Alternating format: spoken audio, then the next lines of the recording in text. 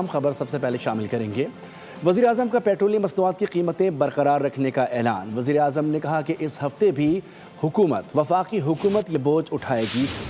عوام کو ریلیف دینے کا فیصلہ کیا گیا ہے۔ پیٹرول 95 اور ڈیزل 203 روپے لیٹر مہنگا کرنے کی تجویز دی گئی تھی، جسے مسترد کر دیا گیا۔ حکومت نے اس ہفتے مزید 56 ارب روپے کا بوجھ اٹھانے کا فیصلہ کیا۔ بولے دنیا بھر میں پیٹرولیم مصنوعات کی قیمتیں دوگنی ہو چکی ہیں۔ حکومت نے مہنگائی کے طوفان کو روک لیا ہے۔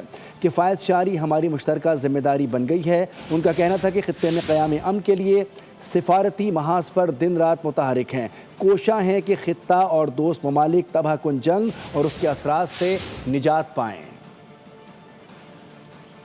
یہ ہفتہ جو آج سے شروع ہو رہا ہے، اس میں بھی مجھے پٹرول پر فی لیٹر 95 روپے اور ڈیزل پر فی لیٹر 203 روپے اضافہ کرنے کی تجویز دی گئی ہے، جسے میں نے آپ کی مشکلات کے پیش نظر ایک بار پھر مسترد کر دیا ہے، اور یہ بوجھ وفاقی حکومت نے ایک مرتبہ پھر خود اٹھانے کا فیصلہ کیا ہے، اور اس کا حجم 56 ارب روپے بنتا ہے۔ یعنی اس ہفتے میں مزید 56 ارب روپے کا اضافی بوجھ وفاقی حکومت خود برداشت کرے گی، اور آپ کو